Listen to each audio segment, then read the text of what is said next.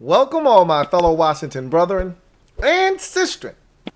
I am your man and resident Washington football team fan, Lou. Thank you for joining me here on the Washington Football Report Training Camp Confidential. It's August 8th, back at practice after a day off. So, wanted to see if there were any changes from the last time they practiced. Remember the big practice Friday evening in front of the fans at FedEx Field. Guys get a day off afterwards. It's now Sunday. Wanted to see if we would get some guys out at practice that haven't been there, like a Kyle Allen or a Curtis Samuel. Never, ever trust a man with two first names. Want to see if we start to get these guys trickling back in as a game week approaches.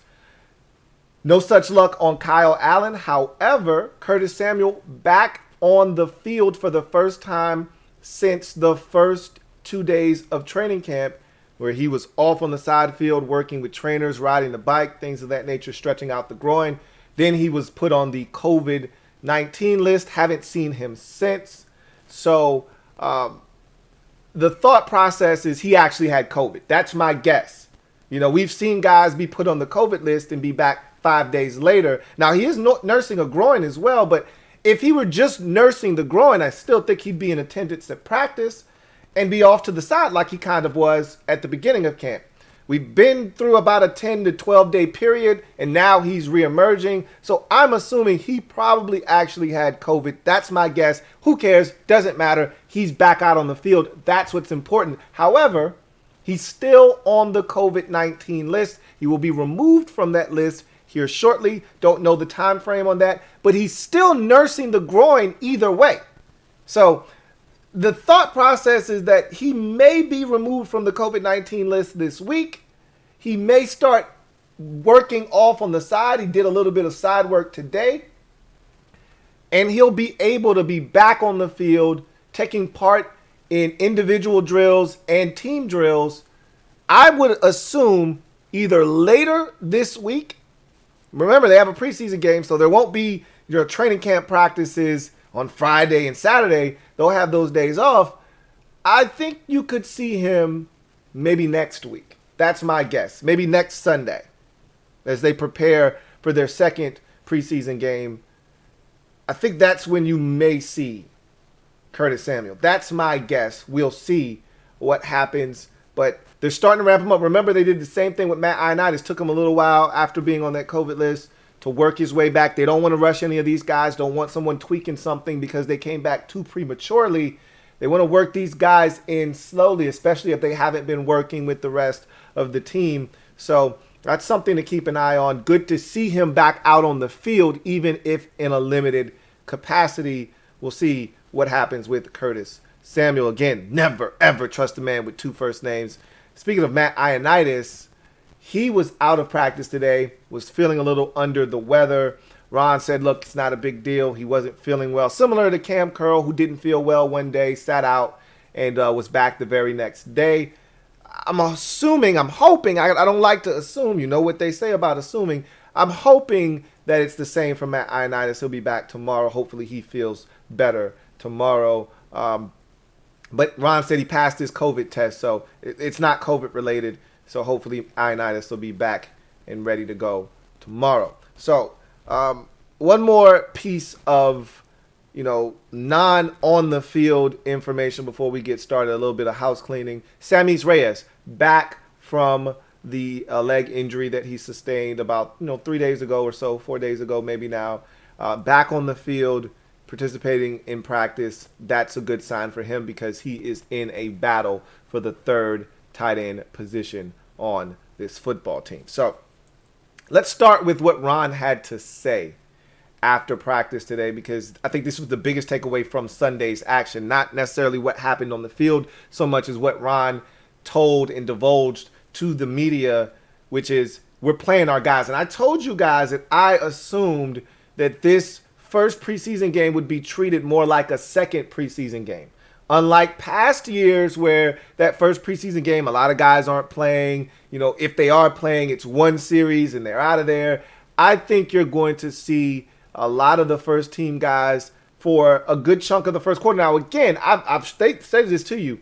If that first drive is 10 plays and it's capped off with the touchdown and they look flawless, that could be it for the first team. That could be it for Ryan Fitzpatrick, because Ron said, we're going to play all of our guys. Okay, our guys are playing. And I told you this, New England's going to play their guys. They always play their guys. Even when it was a 4 preseason game format, they would always play Brady in that first preseason game. So they got a whole bunch of new players. You know, no one's exempt from playing. New England's going to play this thing like it's the 3rd preseason game. So I'm glad we're playing the Patriots. And Ron kind of alluded to that. Like, look, we're playing a well-coached team over there in the Patriots. They're going to bring it. So we're going to come with our game. I'm looking forward to this, honestly. This is going to feel like, you know, the 2nd preseason game, but it's the first one because right out of the gate, you only got 3. So you want to go at these a little bit more aggressively than you normally would. So Ron said, yeah, we playing our dudes. And I told you I thought they were going to play their guys. He said in terms of Ryan Fitzpatrick, we're going to play him enough. What does that mean? It's very vague. It's essentially stating what I've told you guys already, which is if they go out there, they're crisp and they're sharp and they move it right down the field and they score, that's enough. I've seen enough. Okay, he's done. If they struggle, they go 3 and out, they don't show any continuity, he wants to see no more, he's not pleased, they may play 2 or 3 possessions. That may span the entire first quarter. It may span half of the first quarter. I don't see them playing more than a quarter. Maybe a spillage of a drive if they're not satisfied with the first 2 drives of the first quarter. They're 3 and out drives. Meanwhile, the Patriots ate up a little bit of the clock in the first quarter. And so that 3rd drive that they're on the field, it spills over into the second quarter. I could see that. But I don't see the first team offense playing much more than, you know, the first quarter and maybe bleeding over to the second if they're on a possession that bleeds into the second. But I think they're going to play about half of the first quarter, maybe a little bit more of the first quarter, and then that's it. I don't see them playing more than a quarter of ball. But I expect to see a lot of that second group of players. I expect to see them from the second quarter on to probably midway through the 3rd, and then you'll see maybe even to the 4th, and then you'll see those 3rd stringers and the guys that are barely hanging on by a thread trying to make this football team finish up the game. So I'm looking forward to it, and Ron essentially gave us the information we needed, which is, hey, look, we playing our dudes. Don't look for us to be resting a whole bunch of guys. If they're healthy enough to play and practice, they'll be in this game. Daryl Roberts and Jimmy Moreland. Let's have a Daryl Roberts and Jimmy Moreland discussion. Those are the 2 cornerbacks I think are going head-to-head with one another for one of the final cornerback spots. So the assumption right now is that we've got 3 locks at the cornerback position. All right, I don't think there are any other locks per se at that position. You've got Kendall Fuller, William Jackson III, and Benjamin St-Juste. Those are your 3 locks to me right now as it stands. Now, I think Jimmy Moreland's going to make this football team. However, Daryl Roberts and Jimmy Moreland essentially play the same position. They're both nickels. So I don't think they need 2 nickels necessarily to wrap up, especially if those 2 guys aren't core special teamers like Danny Johnson is. Danny Johnson is a core special teamer, plays on all 4 special teams units, and can also give you more value as a punt and kickoff return man. So I think Danny Johnson is going to get one of those spots. I've been adamant about that. I think Danny Johnson is going to make this football team. And they like Danny Johnson as a corner as well. That said, I think there are 2 guys vying for 1 spot, and those 2 guys, and, you know, they've been talking about Torrey McTyer, and all that's all fine and dandy. That's good, and that's a nice story, and maybe he'll make the practice squad and be a guy that ultimately has this, you know, rise onto the roster similar to a Jeremy Reeves or a DeShazer Everett, where a guy that just hangs around, makes his name on special teams, and then finds a way to get some opportunities and takes advantage of it. Maybe that'll be Torrey McTyer down the road. I don't see him cracking this roster, however. I see Daryl Roberts and Jimmy Moreland essentially battling it out for 1 spot in the nickel between the 2 of them. I think Jimmy has the upper hand right now. Ron said that he's got a slick nature to him in terms of him fitting into the scheme that they play. I think Jimmy has the upper hand because they know Jimmy. Jimmy was here last year. They were pleased with what they got out of Jimmy. They weren't overly blown away by what they got from Jimmy, but they were pleased with what they got from Jimmy. And so I think Jimmy has the upper hand right now on Daryl Roberts. That said, Roberts is coming on. He had an interception in practice today. He's starting to make a case to make this football team. They brought him here from Detroit. Remember, well, I shouldn't say that because he wasn't in Detroit last year. But Daryl Roberts is a guy that they've identified, and they being either Marty Herney and or Martin Mayhew, identified as a guy. And I don't know if there's any overlap with Daryl Roberts and Martin Mayhew, but I can tell you this. They know him. They feel good about him. They think this guy can play. That's why they brought him here. He's competing, and Jimmy's going to have his hands full. And Ron said this about Jimmy Moreland. We're going to see how he performs in these 3 preseason games. And really, he's talking about all these guys that are on the bubble that are competing for a roster spot. We're going to see how they compete in these preseason games, because that's going to tell the story, which essentially tells you Jimmy isn't a lock. Okay, Jimmy's got to earn it.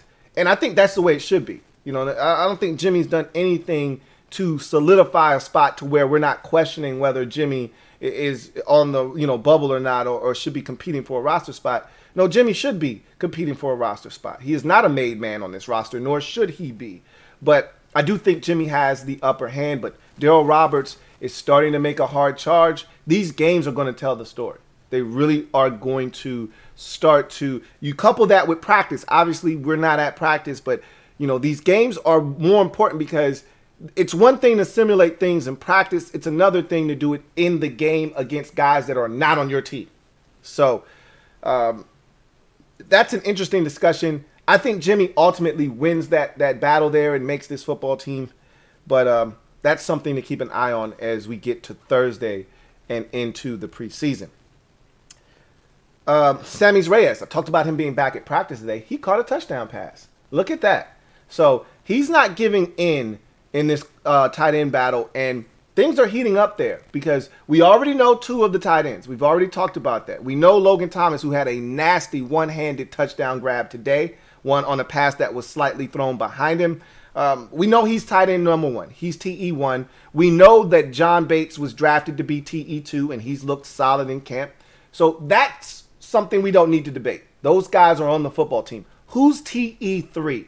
The assumption for me going into camp was that it was Sammy Reyes or it was going to be Ricky Seals-Jones. And I felt like they brought Ricky Seals-Jones in to be that guy, that Sammy Reyes. And I thought, to me, what Ricky Seals-Jones being brought in really said to me is that he's not ready. Sammy Reyes isn't ready yet. And so this was their insurance policy, Ricky Seals-Jones. Well, Ricky Seals-Jones got injured briefly. It wasn't for very long, but he got injured. Sammy Reyes got injured. The guy that hasn't been injured, the guy that Ron's very comfortable with, the guy that's been with Ron the longest, the guy that knows this playbook the best is Tamrick Hemingway. I've talked about this guy already a couple of days ago on TCC, Training Camp Confidential. So we're going to be abbreviating it. So TCC is Training Camp Confidential. We talked about Tamrick Hemingway, and do not discount this guy, how he has a legitimate shot to make this football team. As the days pass and I listen to more and more people talk about the tight end race for TE3, Tamrick Hemingway seems to be gaining steam. So it's good to see Sammy Reyes get back out there making plays. But Hemingway seems to be a guy. And Ron, I remember this very distinctly. And I talked about this because I was upset because I wanted Sammy Reyes to make this football team. I said, I don't want to hear about Tamrick Hemingway. I don't want Ron talking about him. Ron brought him up unsolicited back in OTAs. And I said, why are you talking about Tamrick Hemingway? I don't want to hear about him. I want to hear about Sammy Reyes. Ron was essentially trying to tell me and anybody else listening, Sammy Reyes isn't ready yet. Who you should be talking about is Tamrick Hemingway, who was on this roster last year, who was with us in Carolina, who we really like, who we've been grooming. That's who you should be talking about. Okay, touche. So, I'm just saying, look out for Tamrick Hemingway. And I told you one of the things I'll be looking at, and you should too, in this first preseason game, and it's not just preseason game 1, but 2 and 3 as well, who's playing with what group and what's the pecking order? How soon does a guy get in the game? Yeah, When they start the first possession, we know Logan Thomas is going to be out there with the first team offense. We know the next guy off the bench, more likely than not, is going to be John Bates. Who's the first guy off the bench after Bates? If they go to a 3 tight end set with the first team offense, who's that third tight end? Okay? If Logan Thomas is off the field and they got a 2 tight end set, they decide to go 12 personnel and Logan Thomas is not on the field, and they still got a lot of the first team offensive guys out there, who's that second tight end? Bates is going to move to the number 1. Who's that second tight end? These are the things you should be paying attention to at every position. That's going to let you know who the coaches are really looking at right now and who they want to give these opportunities to assess them even further, to start to make some determinations as to where they are on this roster and should they make it or not. So that's going to be something to pay attention to. Let's talk about this. Ron ended his presser today with what I felt like was a cliffhanger. He said, but it wasn't a cliffhanger. He was answering a question, and it was revolving around, an extra safety, an extra corner versus an extra linebacker versus an extra tight end or extra receiver. And he's pretty much talking about the same thing we've been talking about, that I've been telling you guys about. We keep talking about what this guy looks like at corner in terms of trap, or what this guy looks like at the linebacker position, or what this guy looks like at safety in terms of like a Derek Forrest. They don't give a shit about any of that a lot of times. You're the back end of the roster. You're making the team because you're a core special teamer. We need you on teams. We talked about this last year with linebacker Jared Norris. This guy doesn't see the field in any capacity at linebacker other than goal line situations. And he's barely in on that. His job isn't linebacker. His job is core special teamer. He just happens to play linebacker. Troy Apke, Trap might make this team as not a cornerback, not a safety, but a core special teamer. And so Ron is essentially saying, look, if we're going to keep 7 receivers, if we're keeping that 6 receiver, that 6th receiver better be able to play some damn special teams. And the difference between AGG, Harmon, or whoever you want to throw into that 6th spot, the difference ultimately isn't going to be how well they play receiver. Yeah, you want that guy to be able to contribute as a receiver if his number is called, but you want that guy to be a contributor on special teams. That 6th receiver on most game days probably not going to be active anyway, but if he is active, his ass better be able to play some special teams.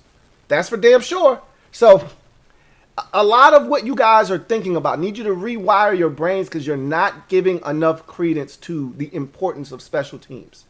And Ron essentially left the presser today saying, hey, look, man, there are going to be a couple of dudes that make this team that you're probably not expecting at several different positions based off of their prowess on special teams.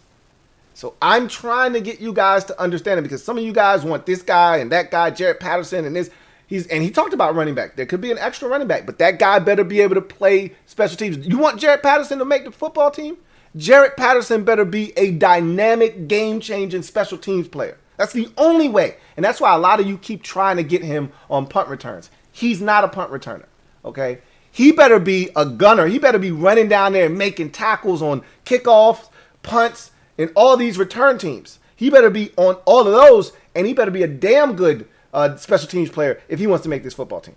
Highly unlikely, because he didn't do that at Buffalo, okay? He didn't have to do that at Buffalo. Highly unlikely that he makes this football team. But we'll see. Again, these preseason games are going to tell the story, and things happen. I'm not going to bring it up because I don't want to speak it into existence, but things happen, and it does open doors for guys. We'll see what happens, but these games are going to go a long way in helping determine who's going to be in and who's going to be on the outside of this roster. De'Ami Brown stepped up to the podium. This was my first time really hearing him speak. Spoke really well. Love to hear guys handle themselves well at these pressers. Really, I don't care how you handle yourself, whether you're short, succinct, to the point like a guy like Montez Sweat, where you really don't want to be there and you seemed annoyed that you even have to answer the questions. I get a kick out of that. And but sometimes those are cringeworthy interviews, right?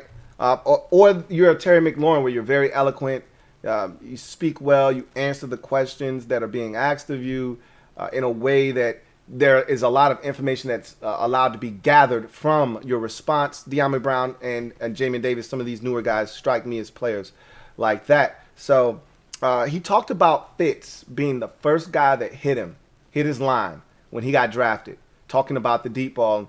And I bring this up because this just speaks to what I've been talking about for much of training camp and maybe a little bit before training camp. And that's, this guy's a leader. This is what this team needs. We're a young football team. I've explained this to you many a times, going all the way back to last year, talking about how young we were, with Alex Smith and Tressway and some of these guys being some of the elder statesmen on the team. We didn't have a lot of 30-somethings last year. Thomas Davis, some of these guys, that was it. We are a young football team. We don't have a lot of 30-somethings here. So when you get a guy like Fitzpatrick, who is one of the elder statesman of the team, that's the kind of guy they want, that kind of leadership. You keep hearing Terry talk about this guy gets us in the right plays. We get to the line of scrimmage, we get a look that's contrary to what we're running. He gets us in the right look to make it easy on us as receivers. Like, you keep hearing this from various guys, his leadership. They talked about that with Alex Smith last year. These young guys want a quarterback in there that's going to make life easy on them because they're still learning themselves. So if they can come to the line of scrimmage and they're out of place, or it's a look that's not advantageous for them in the play that they're trying to run, they want a quarterback that's going to get them into the right play, to get them into the right look. That's Ryan Fitzpatrick. And so I keep trying to tell you, because I'm still getting messages from people. Taylor Heinicke's going to start week 1. No, the hell he is not. Okay, barring catastrophe, again, Taylor Heinicke is not starting week 1. Okay, need you guys to understand that. Ryan Fitzpatrick is this team's starting quarterback. It was that way when he signed back in March. It's that way now as we are on the precipice of preseason game number 1. Okay, Ryan Fitzpatrick not going to be the starter, Ryan Fitzpatrick going to be the starter. Taylor Heinicke not going to be the starter. So I bring it full circle because De'Ami Brown said Fitzpatrick hit his line when he was drafted. He was the first person to do it. That's endearing yourself to a young player that's impressionable coming onto the football team. He's looking at this guy as my leader now. He hit me up to introduce himself, to also talk ball with me. This is my leader. Fitzpatrick is the leader of this team. He's only been here a short period of time, but he's already going to be looked upon as the leader of this team. He's the starter, just so you know. And then finally, I want to finish up TCC today with a little bit of fun, lighthearted situation. On Friday, I remember seeing a post on socials about the young boys having to carry the pads of the veterans. A little bit of hazing. I hate to use the word hazing because it has such a negative connotation, but a little bit of ribbing, if you will, with the young boys. It's nothing like being brand new. All right, it sucks being a new guy because they're gonna get you. And so they had Derek Forrest and Juice carrying all the pads. These dudes couldn't even see they had so many pads and helmets. And so they asked De'Ami, did you see they had the defensive guys in the backfield, a couple of DBs carrying all these pads. You didn't get any of that action. Are you nervous that you're up next? He's like, yeah, I'm heads on a swivel. I know my time's coming. They asked him about the, performance because, they normally have the rookies do a performance. And he's like, I don't know what I'm going to do because they asked me could I sing. I can't sing, so I don't know what I'm going to do. So he's going to have to figure something out. That's the only thing that I would like to see Washington on Hard Knocks for us to see. Because, I don't know if you saw today, but the Washington football team's social media team put out a video of them walking out to the practice field. And Jared Norris shoves Brandon Sheriff. And he walks out in front of him and he's talking to him, saying something. And then he turns back around and Sheriff looks like, okay, I got it. You push me. I ain't going to even do nothing. And as he turns around, Sheriff pulls his helmet down and chases after him and grabs him. And Norris turns around the last thing like, oh my God. And he pushes him away. Like, these are the fun moments. If you've played sports, not necessarily just football. If you played sports, these are the little things that you remember. These are the little things that happen throughout the course of time. When you spend so much time with guys, you have these little relationships. You do little stupid, silly things. Remember last year we saw Antonio Gibson, who was a rookie at the time, and J.D. McKissick having fun before the game. Remember, McKissick smacked Gibson upside the head. Gibson's like, all right, let me get you back. And then, he's not paying attention as JD later on, and Gibson gets him back, smacks the hell out of him, and is like, don't ever do that again to me. And so those are the kinds of things that happen. It's fun. These are the things I would like to see, behind the scenes when you're watching Hard Knocks. You see these things, so you would get a chance to see the performances of these rookies, learn some of these guys' personalities. That's what you would learn in Hard Knocks. That's the only reason I would want to watch it, Washington Hard Knocks. I really would love to see one, but at the same time, I know that it's a lot of strain that you put on the organization, these players, and it's a distraction. It really is, and we're not in a position to handle distractions. We're not good enough yet. When we get to a point where we're good enough, I would love to see it. But I said all of that to say this. Diami's going to have to do something. His time is coming, and we'll probably hear about it eventually when it does happen. But that's going to do it for me, your man Louie Tee, here on the Sunday edition of Training Camp Confidential. We will be back on Monday as we start gearing up for the first preseason game on Thursday at New England versus the Patriots.